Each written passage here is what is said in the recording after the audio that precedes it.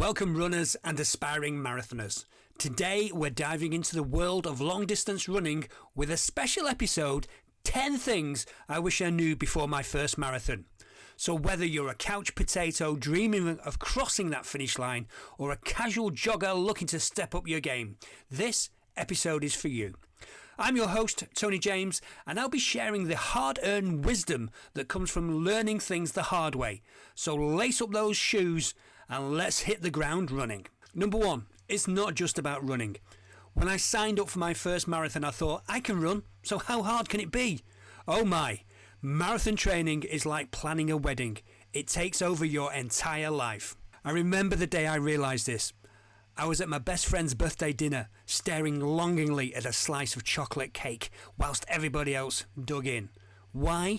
Because I had a long run scheduled for 6 a.m. the next morning, and I didn't want to risk an upset stomach. That's when it hit me.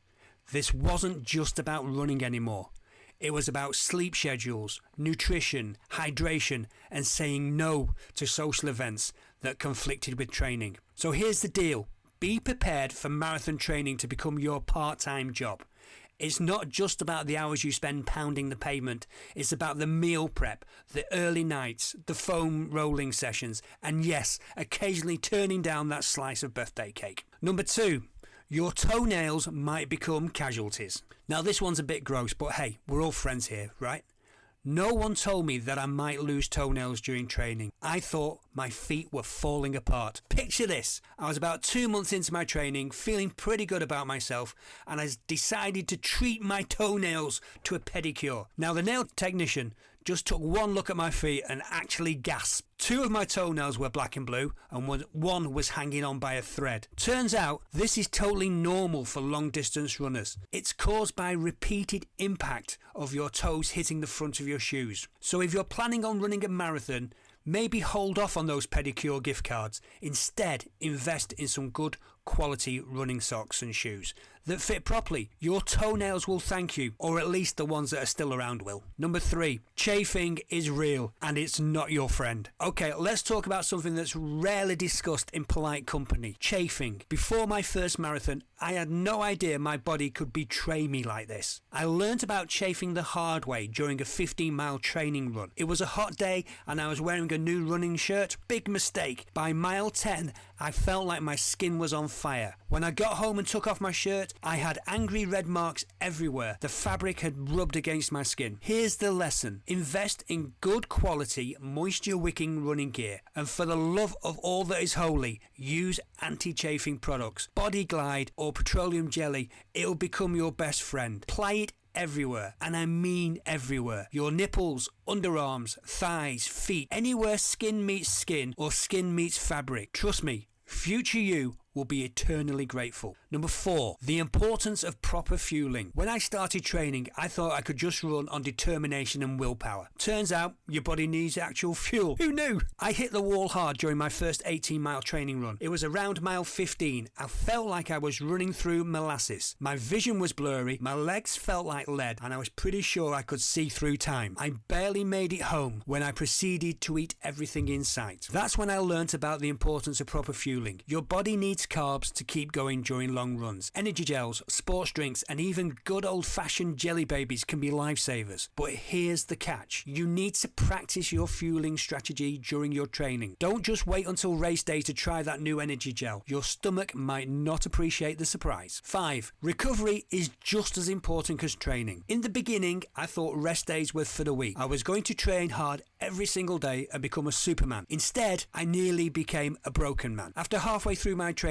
I developed a nasty case of shin splints. The pain was so bad I could barely walk, let alone run. I had to take a couple of weeks off training, which sent me into a panic spiral about losing all my progress. That's when my coach sat me down and explained the importance of recovery. Rest days aren't just for physical recovery. They're when your body actually gets stronger. It's during these rests that your muscles repair and adapt to the stress of training. So embrace those rest days. Your body will thank you and you will come back stronger. Number 6, the mental game is real. Before my first marathon, I focused all my energy on the physical aspects of training. But let me tell you, the mental game is just as important, if not more so. I remember hitting mile 20 during the race. I was tired, sore, and still had about 6.2 miles to go. That's when the negative self-talk started. You can't do this. You're not a real runner. Why did you even start this? It was like having a very mean, very loud roommate in my head. Learning to manage these thoughts is crucial. Positive self-talk, visualization techniques, and mindfulness can help make a huge difference. I started practicing these skills during my long runs, and it made a world of difference. Remember, your mind will give up long before your body does. Train your brain as well as your legs. Number 7, you don't need all the gear, but some of it really does help. When I started training, I went a little crazy with the gear. Heart rate monitors, GPS watch, special socks, compression sleeves, you name it, I bought it. I looked like a running store had exploded all over me. Most of that stuff, not necessary, but some gear can make a big difference. Good shoes, it's non-negotiable. Get fitted at a running store. Your feet and knees will thank you later. A good sports watch can help you pace yourself. And never underestimate the power of a good pair of running socks in preventing blisters. But the £200 singlet that promises to shave 2 seconds off your mile time, probably not worth it. Focus on the essentials and don't get sucked into the gear vortex. Number 8, the importance of community. I started my marathon journey as a lone wolf. I was going to conquer this mountain all by myself. Spoiler alert, that didn't work out so well. About a month into training, I was feeling demotivated and lonely. That's when I reluctantly joined the local running group. It was a game changer. Suddenly, I had people to share the journey with. We swapped tips, we commiserated over tough runs, and celebrated our success together. Don't underestimate the power of community. Whether it's a local running group, an online forum, or just a running buddy, have support can make all the difference. Plus, it's a lot harder to hit snooze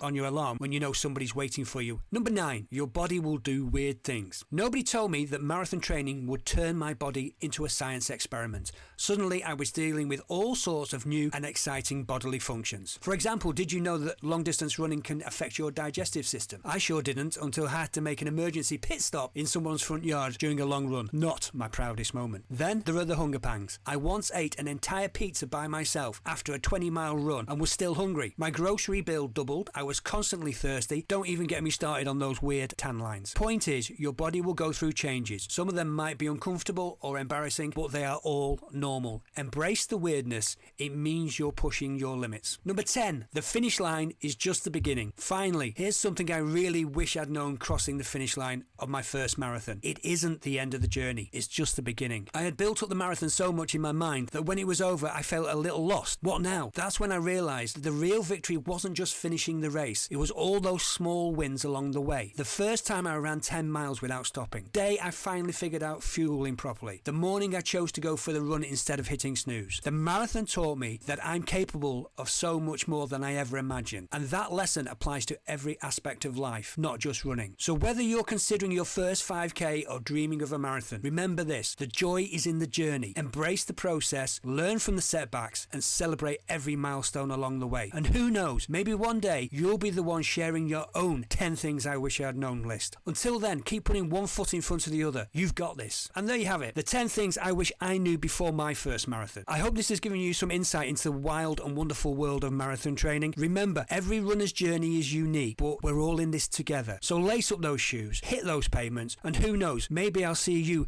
at the starting line someday. Until next time, I'm Tony James, reminding you that every mile is a gift. Happy running. See you soon. Happy running.